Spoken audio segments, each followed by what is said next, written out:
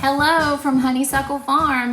Okay, so today I am going to show you the video of me talking at the Kentucky Sustainability Festival that was hosted by Jason Sparks and Shelly Randolph, and I'm sure there were a couple other people that I'm not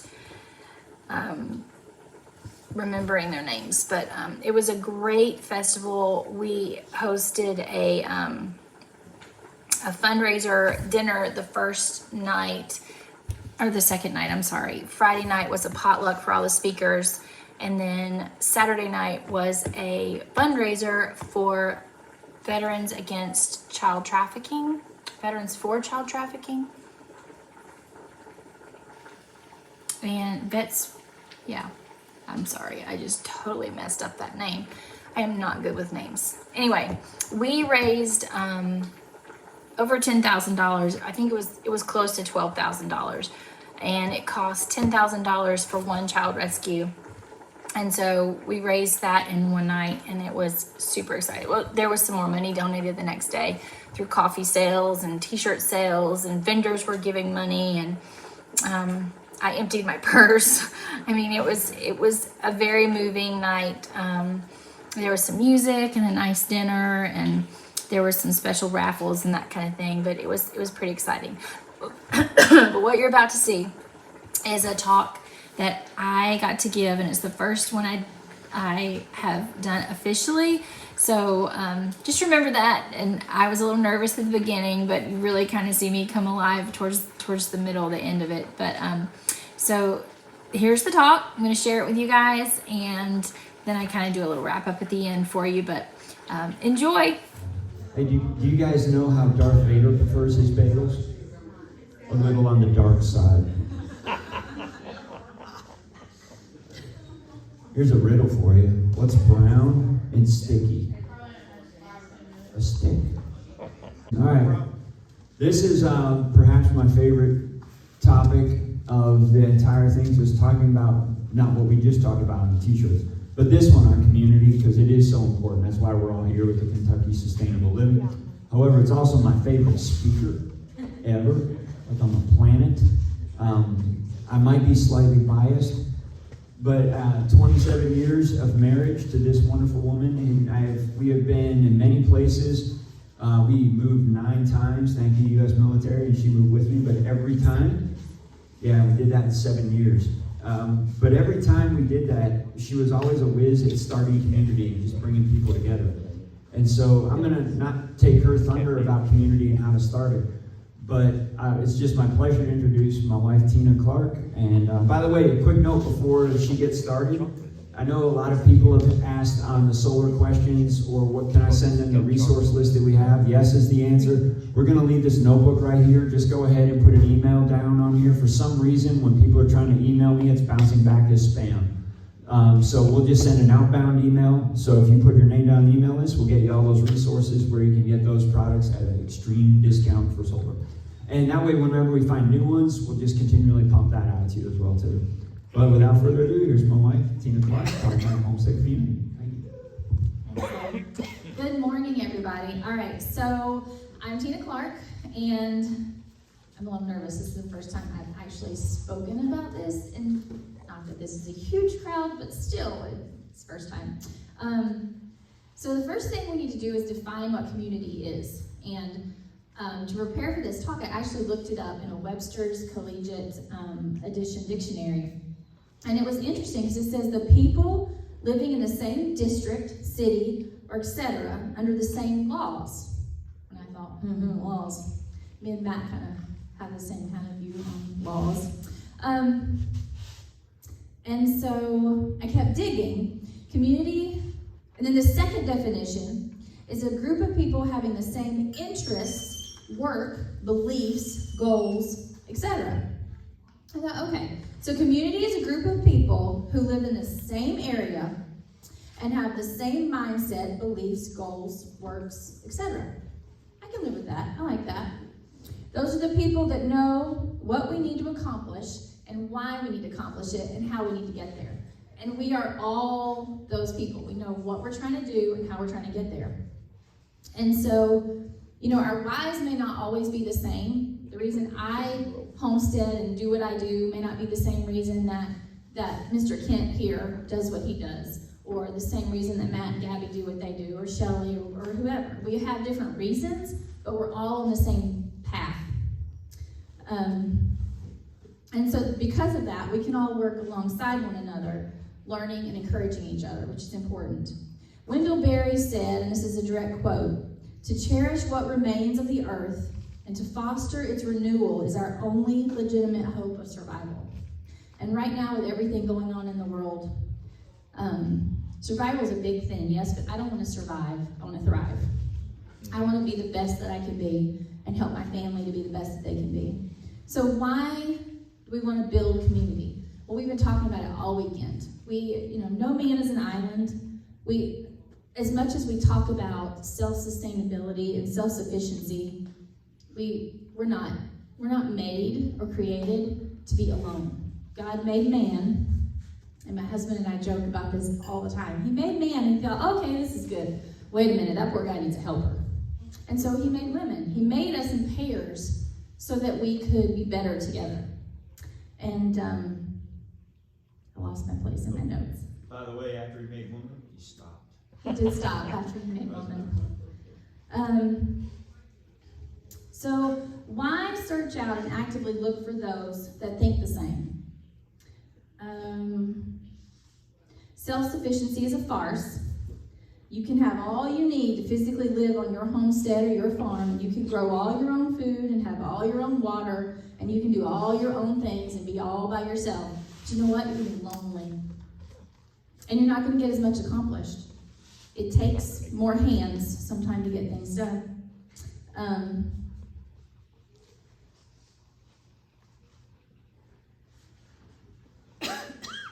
We need fellowship and friendship and socialization. The work we do in growing our own food and foraging and preserving is hard work. And that companionship and community I don't have my reading glasses on. So it eases that workload. Many hands make light work. Working alongside your family or your friends, training up your children, or your community, it makes the time pass faster and encourages everyone in the task. It makes it so, oh, you sweet little girl. My daughter's up there just grinning at me. So it makes that time go by faster. And another aspect of building community is fostering of our future, i.e. our children.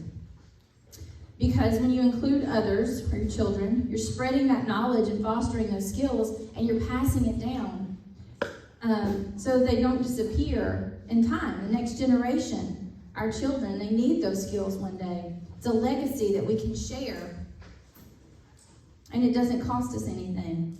In fact, it's probably going to reap us benefits when we get older because they know how to take care of us. That's a bonus. I grew up on a farm. And I was very blessed because my parents, my dad, not my mom so much, my dad farmed with his dad, and his dad farmed, and his dad farmed. I want to say it was probably 7 generations.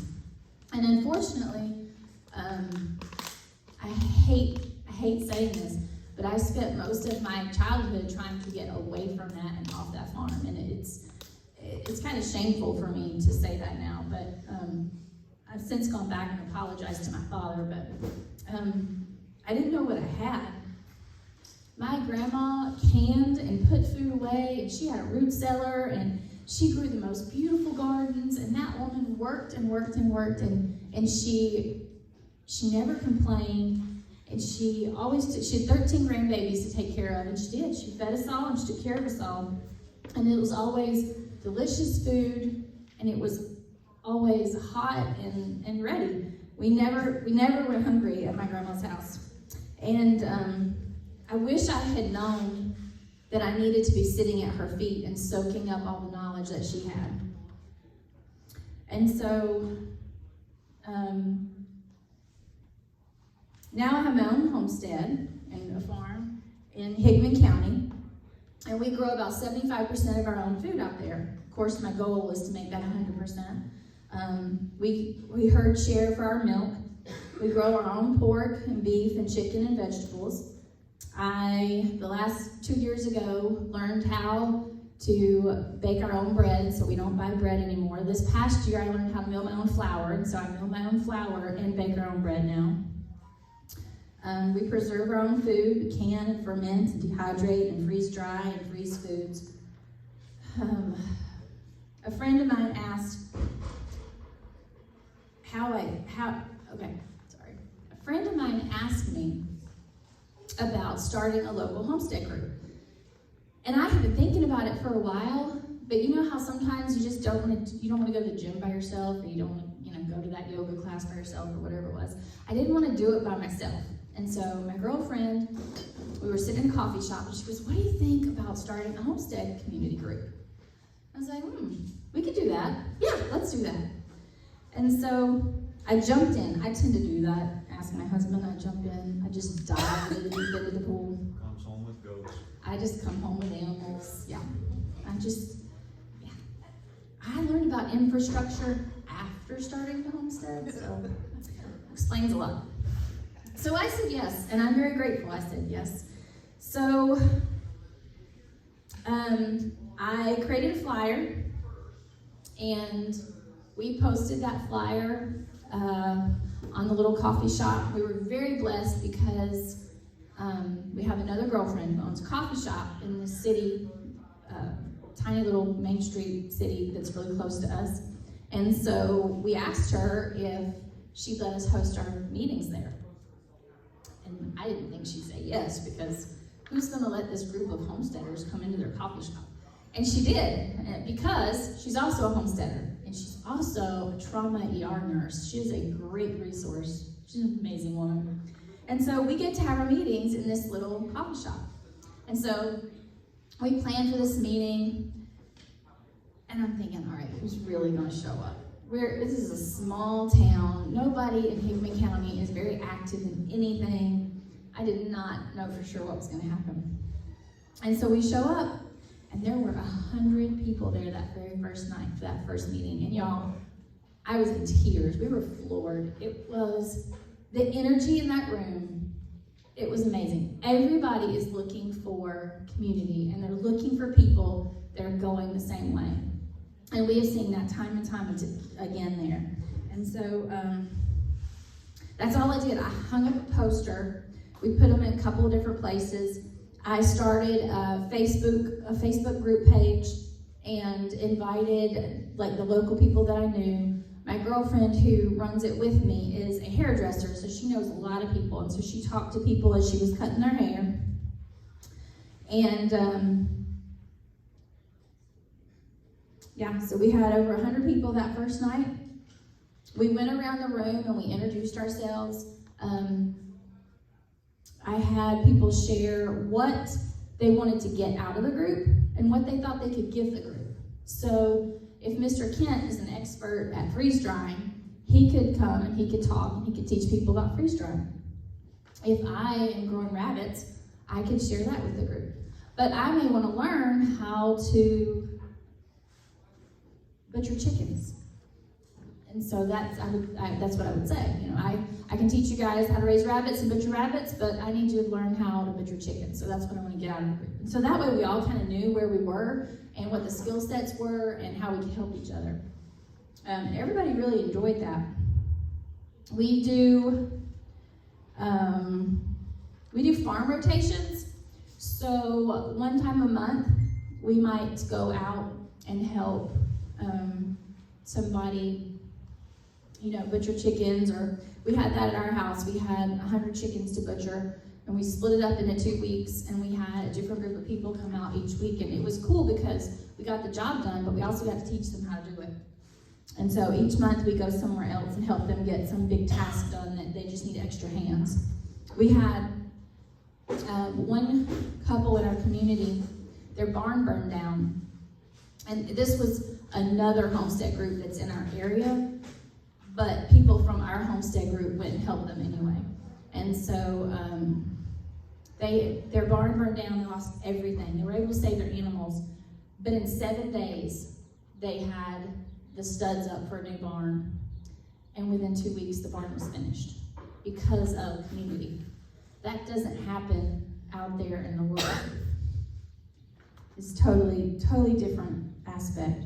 We've helped each other through some really tough situations. One member runs a therapy horse center, and we had a really bad storm come through, and she had some huge old trees fall on top of her fences, and she needed those fences for her horses.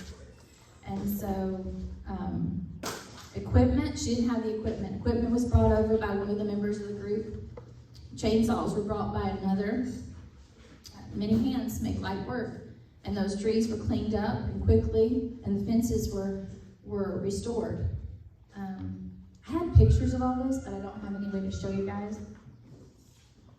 Then I learned through my friend Courtney, who's in Manchester, which is Coffee County.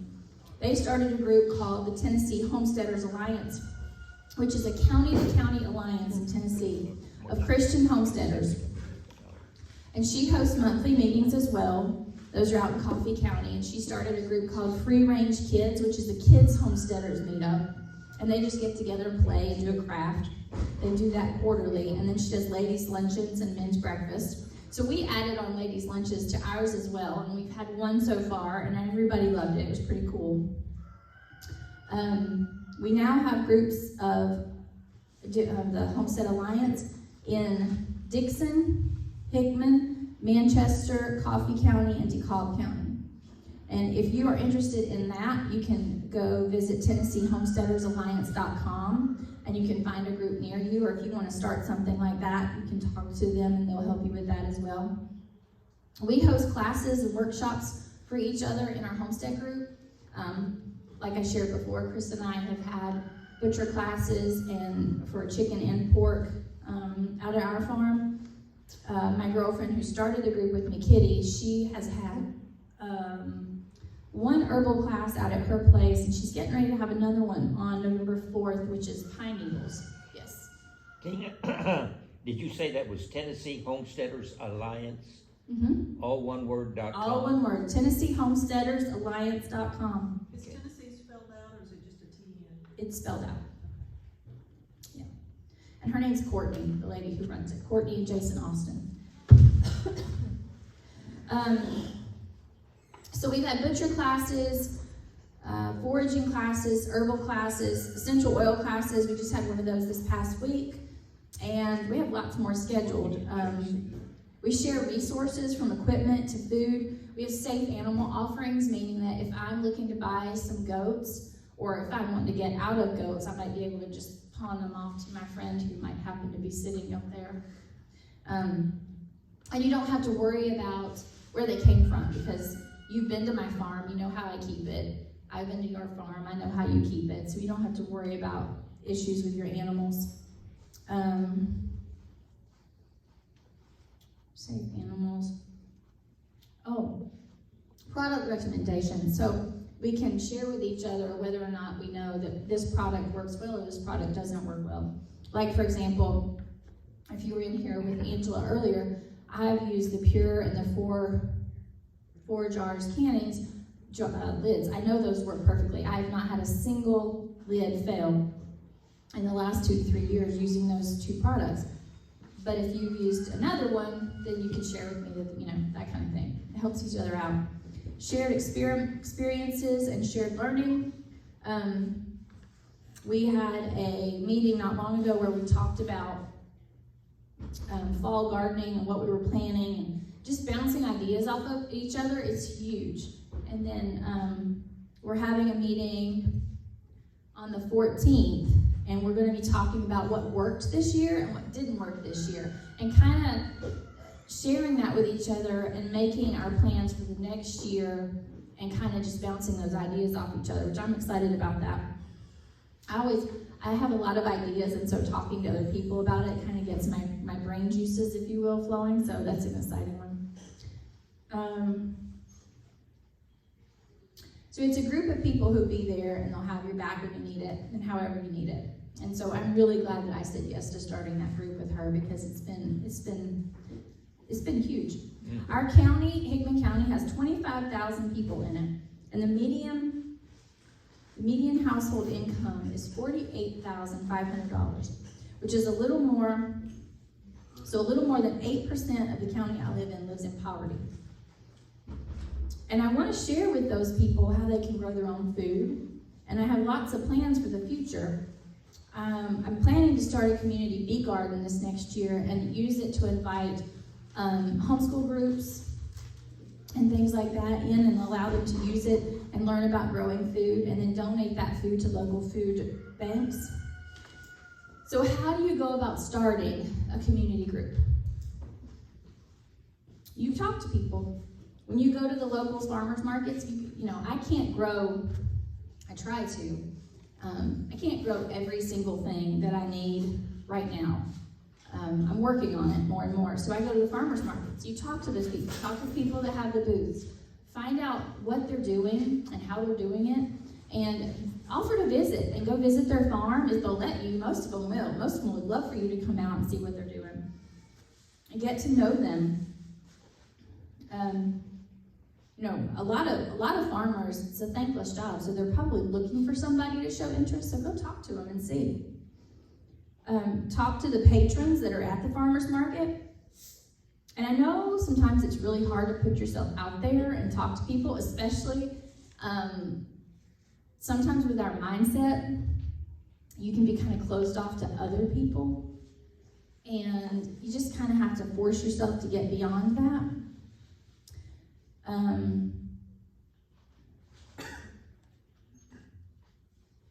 You can also visit the local bee club, a garden club, thrift stores, those little small shops around Main Street, and they'll probably let you put up a flyer. I literally just went onto Canva, onto the free, whatever it is, and I used their template as a little girl sitting in like pasture with some vegetables in her lap and put the information in. It wasn't anything grand, and taped it in the storefront window.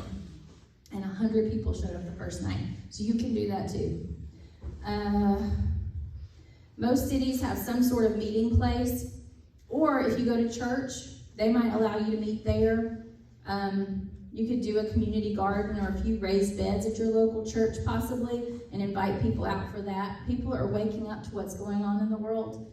And and so they're wanting to get out of this worldly grind and learn more about homesteading and farming. They're just dying to know. And you know, one of the things that I couldn't help think of when I was writing out these notes was Esther and the quote, "For such a time as this. Perhaps I was created for such a time as this, but perhaps you were created for such a time as this. A time of uncertainty, in a time where it feels like every single government group out there is against the act of even breathing. You know, everything they're doing, it feels like they don't even want us to live. So our skies are sprayed, our foods are prepackaged, and they're processed with all kinds of poison. And every decision being made for us seems like it's against us. So this is the time to find our people and link arms and to build a healthy community. And that community serves to foster hope and goodness. So let's link arms and make the work light together. If you're interested in joining a group or starting your own group, feel free to come and chat with me or ask me questions or whatever. You can go to KentuckySustainabilityLiving.com. As this gentleman right here said earlier, it's a statewide group, and you can, you know, get on Facebook and search for groups near you, and that might help as well. There's all kinds of resources out there. Does anybody have any questions? What's the name of your group? The name of our group is Hickman County Homestead Community, or HC squared. So they post stuff every day. You like that? All the time. And you all should go and join, because at the very least, if you're not in Tennessee, she will inspire you to do some things. I mean, Yeah, she posted stuff about doing an herb garden, and I'm like, I'm going to start working on my herb garden. I mean, she will inspire you to figure out something. She'll give ideas about building community. You need to go join that group. Yeah. and I'm not the only one. It's a very active group. There's a lot of people on there that share ideas, but I share every idea I come across. I add it to my group. And we're also connected. The Dixon has a Homestead Alliance. And when Dawn Gorham shares a really great idea, I share it to our page too. So, yeah, it's a really great group of people. I have found some of my best friends through this group. And when something happens, like the barn burning down or the trees falling on our friend's farm, these are the people that you can count on to be there to help you. So, I mean, it's an amazing group. Yes, sir. All right, could you repeat that, please? Hickman County Homestead. Hickman County Homestead Community. If you're going on Facebook to search for the group, search for HC, the number 2, because there's no way to do a little square. HC2. HC2. And I have a question, please. Yeah. So y'all's meeting, or y'all's group, Mhm. how often do y'all meet? We meet once a month.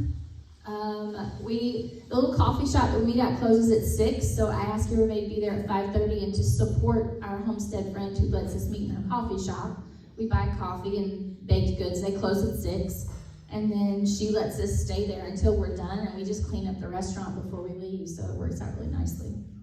Okay. We'd probably get shut down. I don't know what would happen if somebody were to come in. We're probably breaking regulations. We've had people bring rabbits in there and dogs in there. And every month we have a different topic. So I've had Matt share about water. I should have said that. I've had Matt share about water catchment. Chris has done his solar talks for the group, and it's all free training. I mean, you don't have to pay to join our group. It's all free. We've had Lizzie, our rabbit lady, has brought rabbits in and talked about raising rabbits on the homestead. Conchetta's done that. Conchetta, the owner of the coffee shop, because she was an ER trauma nurse, she did a medical talk. And so, the monthly meetings is kind of just a brief overview. And so because of that, we're going to do a medical class where people can come and we're not going to get certified, but they'll get trained on more trauma type stuff. You've got a class coming up because of it. I do. Yeah, you did. Well, you're doing a medical with Conchetta. Yes, sir. I would like to say that be careful on Facebook. There are groups out there that want to charge you for everything. That's right. There are groups like ours, yours, that are just willing to help. Yeah. So be mindful of what, if you want to pay for something, you do you. Yeah, But you don't shouldn't have to pay for a following. Right. Yeah. Yes, sir. You said like 100 people showed up. Mm-hmm. That sounds That was the first night with 100 people, but we've consistently had 50 to 75 every month show up for the monthly meeting. But we have over 500 people on the Facebook group, and most of them are local.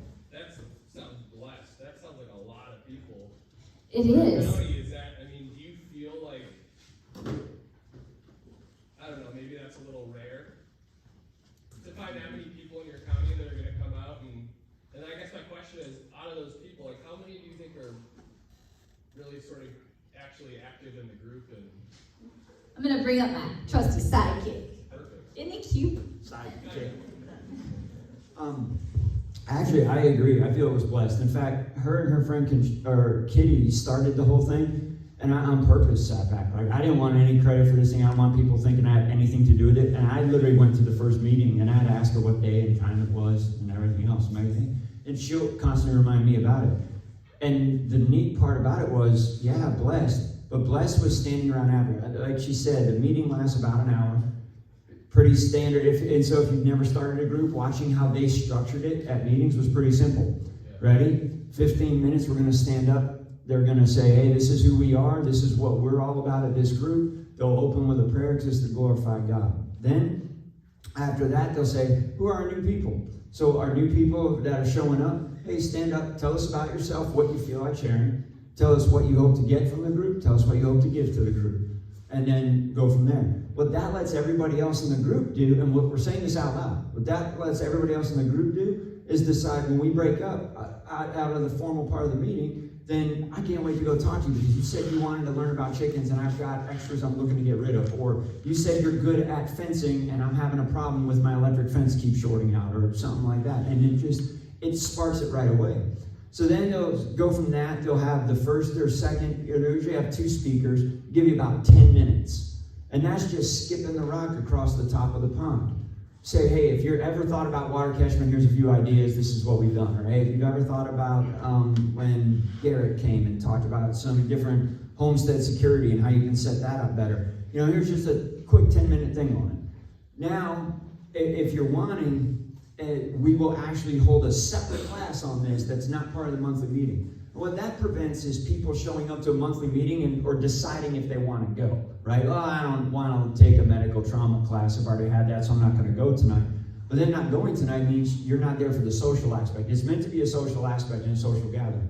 So that whole meeting, I don't know if it even takes 45 minutes to do the whole meeting sometimes, and then it just becomes a time of mingling. And you will see the magic of what they created happen in that community, because you will see out of the 100 people, I wish we did have the pictures that we could show, because we climbed up a little stairwell in the coffee shop, somebody did, and took a picture and then sent it to us, because we're both in the picture. And that picture was after the meeting. Yeah. Other people had left. There was standing room only that first night. And there's just groups of 5 or 6 or 7 people standing around talking. And then I got, part of my big thing is solar energy. I've built our own off-grid solar for our house. And just talking to another guy, he came over and he's like, hey, I built some off-grid solar for some people too that are right here in our church and stuff like that. But I just build essential circuits, and I'm really curious to know what you're doing and what I'm doing. So he came out, he checked out our solar rig at our house. He showed me what he was doing. We talked about how he could improve what he was doing for the people. And then we helped him with some of the scrap steading, to steal your thunder. But how we went to Tractor Supply, and you know when they get those side-by-sides and four-wheelers and all that stuff, those come on metal pallets. You know what they do with those? They stack them up out back and say, take them. So we had we took a 26-foot car hauler trailer full of steel pallets away. And guess what that guy cut and then welded together and made solar racks for all these people and did it. So now we're talking about free materials for solar racks and doing all these things. That's what we're using to build my dad's on his cabin. Yeah, and that's what we're doing with on the current bill we have now. And I wouldn't have learned how to do that or think about the access points in the center or do anything else if I hadn't sat and met George, who's like 3 days older than Moses. He was actually a road guard at the parting of the Red Sea. But, and I would tell George that joke all the time. But he's like, yeah, and he's like, when you get to be my age, you hope you look half as good, you know? And I'm like, oh, George, when I'm 94, I hope I do look half as good. And he's like, I'm only 87. But he's 87 and he's throwing chainsaws around like it's nobody's business. He's doing all those things. But all these people get together about community. Then we met some people on that very first meeting who own some of the businesses and factories in town who have a homestead and want to do these things. And they learn to meet other people. And the micro groups that have created within the group has been where stuff is really getting done. Really getting done. Yeah. Before you guys put that group together, put the flyers out, had everybody meet, like 100 people show up, were there like loose sort of organizations of homesteads before? It's just crazy to think that in one county there's like 100 people living next to each other that feel the same way. That's why we were surprised. Matt, do you know how big Hickman County is? Population-wise, I think Centerville's the only real town. Here's size-wise. I meant size-wise. I talked about Size-wise, population. I don't know the mileage, but it's a decent-sized county. It does have, I think, slightly more of a homestead group It does. county than other places because it's like an hour from Nashville, but it's also where the prices plummet, and so Yeah. it's kind of in that sweet spot. Yeah, We're we're pretty rural. There are two groups. There's our group and there's another group, both in Centerville. And the other group started, it was weeks. It was just like 2 or 3 weeks before we had already planned it. We had no idea they were starting it. And so we went to their meeting. I didn't see how they were going to do it. There's a totally different vibe in their meeting and our meeting. Our meeting, people are like this. People are like, hey, what are you doing and how are you doing it? And this is what I'm doing. And I'm so excited. This year? Yes, sir. Population of 25,000. Yes. 612 square miles. 612 square miles. Now, So there's on that- a lot of new people in the county. That really affects it too because, and this is probably all over Kentucky and Tennessee. People are fleeing California, New York, and Chicago. Yeah. Yeah, we have. I would say half of our group probably came from California. Or somewhere on the left coast, but that's actually neat for them because they're not left coast minded. but they're sitting there going, wow, I thought I was the only person in Oregon who actually cared about these kind of things, right? And they're meeting the other people who moved from their 2 counties away. Now they're both in Hickman County here, and they both have the same kind of mindset and want to get together. And now they're feeling a little bit more at home at their new home. And I know she mentioned that they started this, but I don't think she mentioned when they started it this year. Oh, I didn't. Yeah. Okay, so we started our meeting, our very first meeting was in February. Of this year. This year, February. And it was, And we already have over 500 members on our and I don't know if it Facebook. was 3 weeks till our first meeting from when they hung up the flag. Oh, no. And you guys said there's kind of like all these now like separate little individual specialized little meeting group stuff too. Yeah, we're working on getting more organized, kind of like what Tag was talking about. He talked about, I don't want to mess it up, so I'm going to look back at my notes. He talked about, and I've been trying to figure out how to organize it. So hearing him, he said 4 pillars of community: clan, crew, MAG, which is your mutual assistance group, and then mind, all like-minded people. And so it's kind of naturally kind of happening that way, but we've been talking about, there are people more interested in the communication, and there are people more interested in the food preservation, and there are people more interested in growing food, and kind of like not separating so that our group's not unified, but kind of making almost like committees inside the group so that they can, what was the growing method that was asked about? There's a Chinese or Japanese growing method that none of us had ever heard about. Ooh, I don't remember what it was. It was really kind of out there, but somebody asked about it and nobody heard about it. So the next meeting, 3 people had researched it and got up and shared what it was, and they put it on the Facebook page. And it's not something any of us are really too interested in doing after learning more about it. Something about growing things in like decompose. I don't know. It was weird. Do you remember that? What that I was? don't remember what you're talking about. But Yeah, I don't remember what it's I called. found another example of how that's fun in I think it's in Dixon County next to us. They have a group like this, and off that there's an offshoot now that's like a hunting group.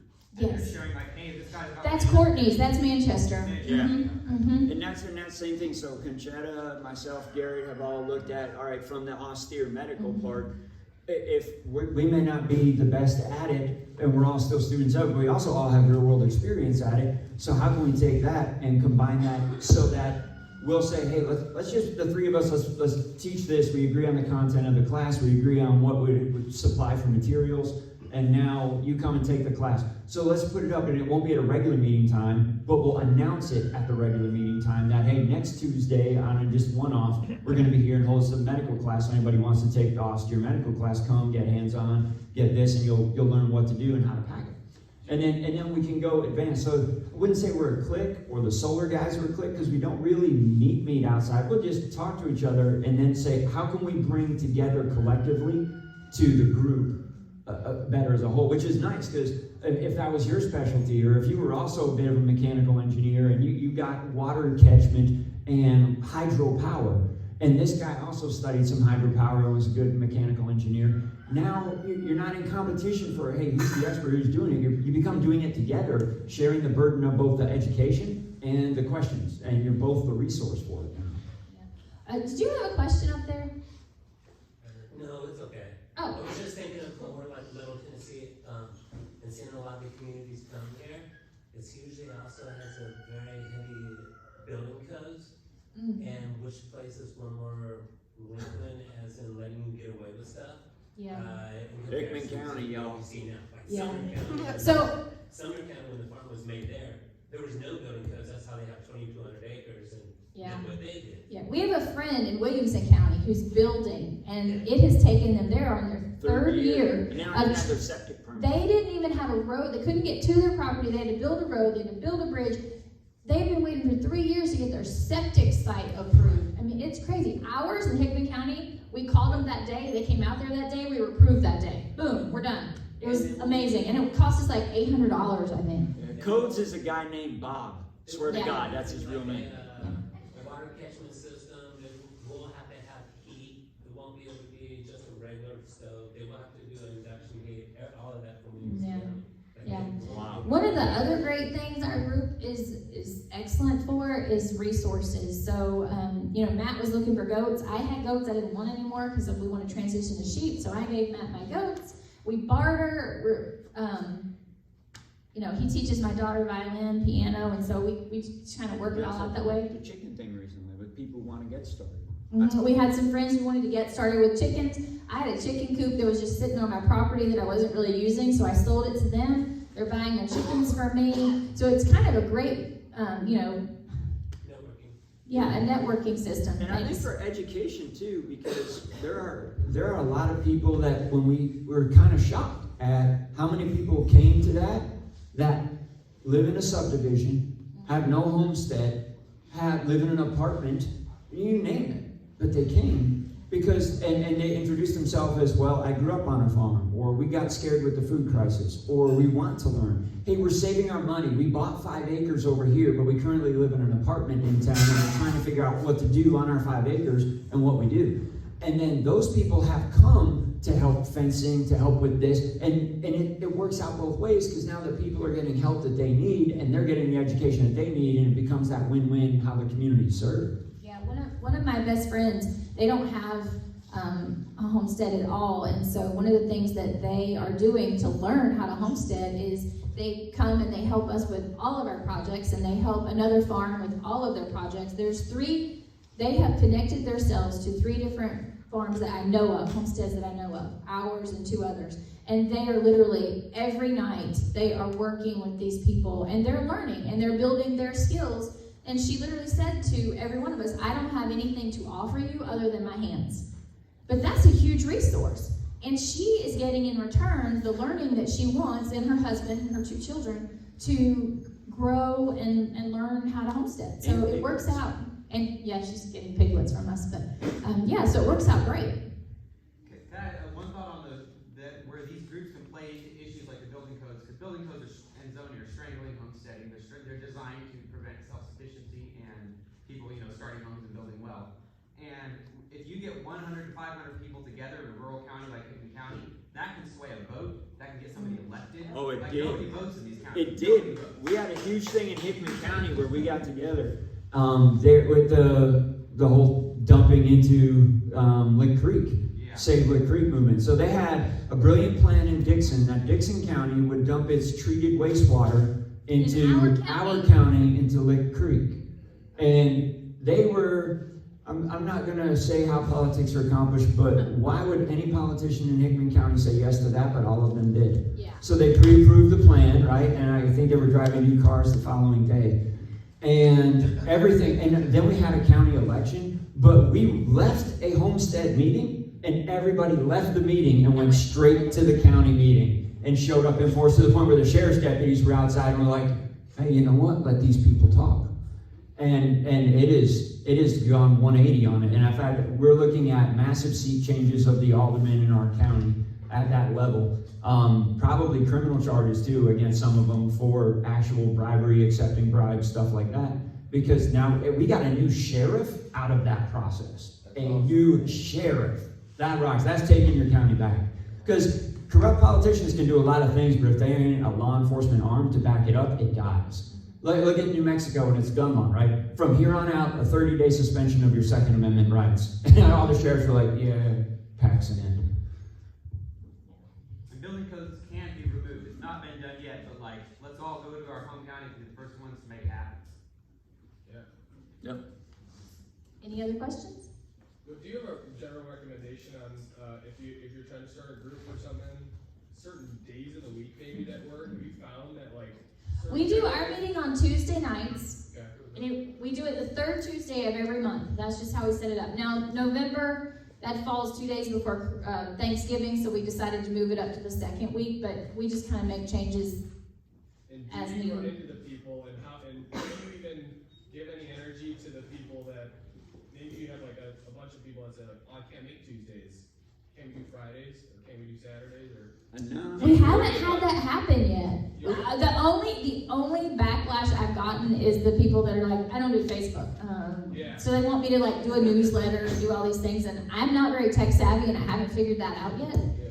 So I I kind of feel like I'm letting them down in that aspect, but I just haven't figured it out yet. And actually, we have one neighbor who lives in some property near us, so that makes them a neighbor.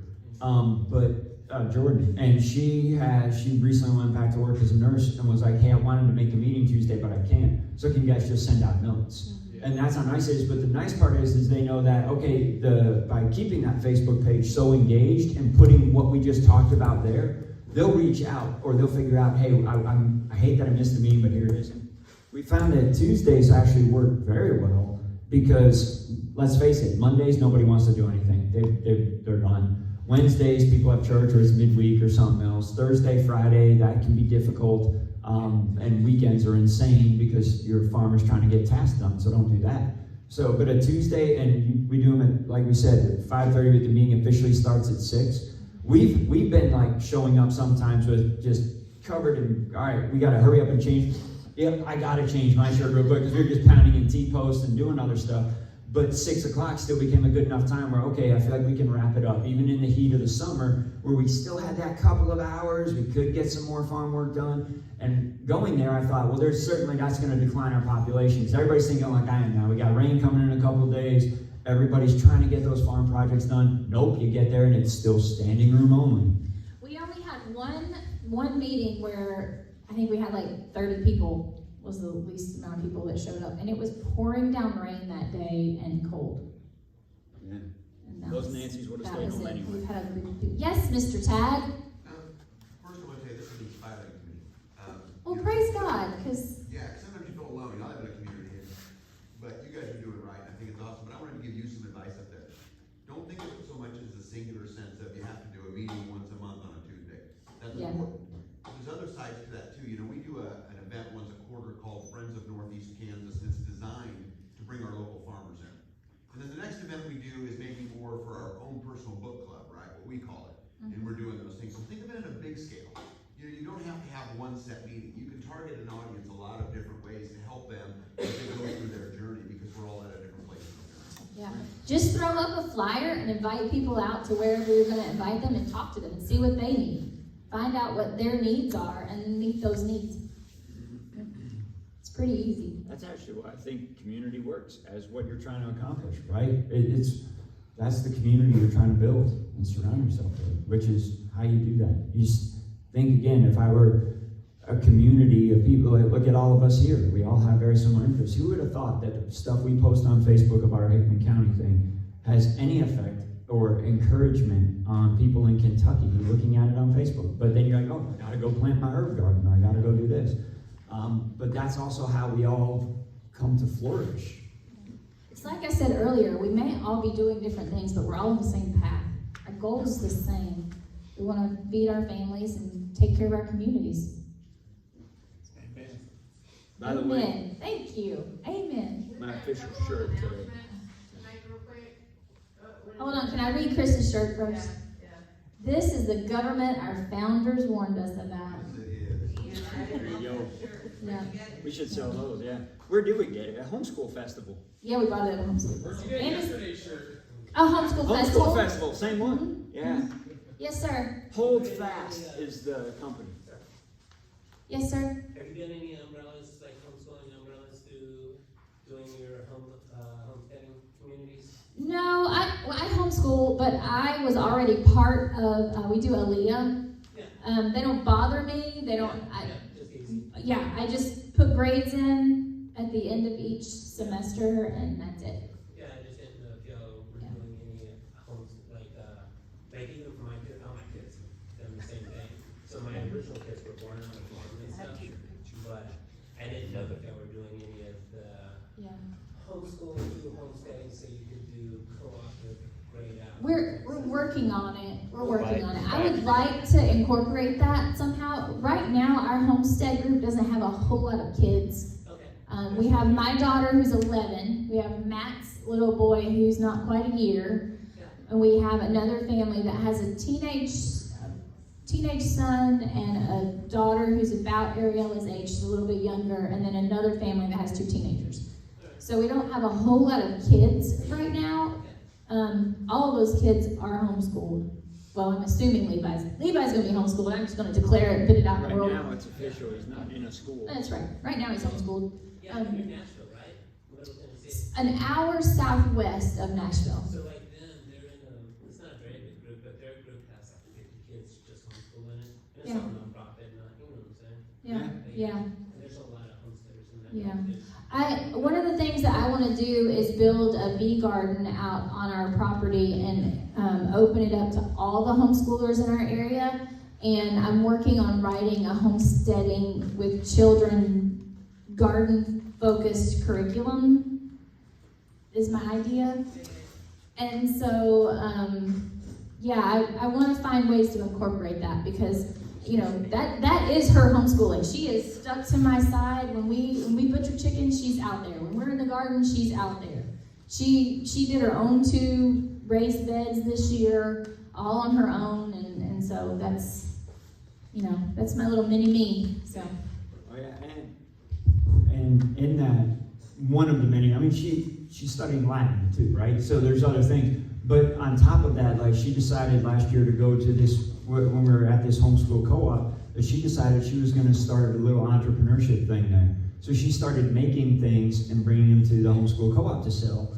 And she would take, at the end of it, she took all of the proceeds that she made. Because she figured out this is really no cost to me other than my time because it came from my farm. So she took all the proceeds, went to the homeschool co-op director and said, I'd like to donate this to your scholarship program, please. And then walked away.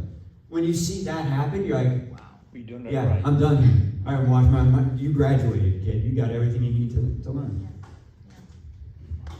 Yes, ma'am. I just wanted to say how cool it is that to be a part of the community, the resources that you offer. You know, it's not like, oh, I did this in my area and I'm not gonna share with you how this is working. You know, it's literally like, what can I do to help you carry that forward into your area? And I think that's so powerful. I don't remember who said it earlier, but I really, and maybe they didn't, maybe it's just my mind. I feel like homesteading is a calling, and to me, every single word and every action and every thought and everything I do is all about God. And so I'm accountable to Him, and it's not my information, and I don't get to hold on to it. So if I'm not going to share it, I'm going to have to answer to Him one day. So. And I think that's, like you said, it's thank you, but it's also, that's why we all want to do a community about it. If you truly do a community in the way it's meant to be done, you will become the best of all of your resources. Every farm will improve in those areas. Every one of us will produce better. It will become, and then there's, problems with isolation in this world, right? At times we all feel alone. No matter who you are, that's a demon we all wrestle, and Satan's an isolationist. So if he thinks he can make you feel like you're alone in the way you think, tag, nobody else cares about that. They're all going to take the jab. You're standing up and sacrificing your livelihood for nothing. And I'm sure that something very similar to that script was whispered in your head by some very dark, evil things. But in that homesteading, I mean, think about it. It's middle of February last year. It was -4 degrees. I'm out there trying to break ice on a water trough for our cows who are absolutely sucking wind trying to get some water. And I hit it with my T-post driver, and the entire trough blows apart into pieces. And now I don't have the problem of getting ice out of my trough anymore. But now you got to figure out. And I'm doing all this in hat, face covering, ski goggles because my eyelashes were freezing. It was terrible cold outside. He had ice in his beard. Underneath a scarf, I still had ice crystals forming in my beard. And so it's those times where you almost feel like, all right, really? Come on. Is this worth it or am I alone? But instead, when you're part of a community, it becomes a good story that you're talking about later with people that tell you, like, I shattered a cow trough last Saturday trying to break the ice off the top. And they're laughing because, I took a garden hose and now it's confetti because I turned on the water and the ice just exploded. Anything like that, and you realize now that building that community and sharing with each other is also a great way to prevent this from becoming something unpopular again, which unfortunately mainstream society has done. But our daughter looks at other people and they're like, oh, you poor soul, you don't have a horse. God mustn't love you as much, One last quick thing is I feel like this homestead community that we started really saved me because I lost my brother through this whole stupid pandemic thing that the government threw out on us. And I really struggled for a long time. I didn't want to leave the farm. I didn't want to talk to anybody. I didn't want to have anything to do with anybody because I was just sick of it all. And then God said, start a community. Right. And then God said, no, baby girl, get out of yourself. It's not about you. Pick yourself up by your bootstraps and do what I've asked you to do. And so, yeah, that's me. And, yeah. But I guess that's not other than for the community. Not just do all of our farms grow. It grows all of us. We all become stronger in character and strength and in community. And then it teaches, again, the next generation not to be ashamed of farming or it's not popular, because they look around and eventually there will be more children involved. And this is the cool thing now.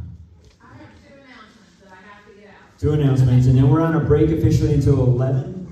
Yeah, drawing the raffle, so If Come on we have down. prizes, it's not dropping prizes. Okay, we can do a raffle. And right now, Emily Rock is out there milking her cow. If anybody wants to go milk. All right, that's the talk that we gave at, well, not we, I gave at the Kentucky Sustainable Living Festival. That was 2 weeks ago. And so I just wanted to share that with you guys, and I hope you enjoy it. And so we are going to finish making some applesauce today, and maybe go sit in the garden a little while, because sometimes you just need to go sit in the garden. So I think that's what I'm going to be doing the rest of the day, and I'll be talking to you guys soon. I'm sorry there hasn't been a video recently. We've been super busy with Back to the Land and then the Kentucky Sustainable Living. And so we're home and we are getting stuff done. So you guys keep growing. Don't forget to like and subscribe and ring that bell button down there so that you get all the notifications for everything that we're doing. And we will definitely be uploading some more videos for you guys and working on that. So enjoy, keep growing.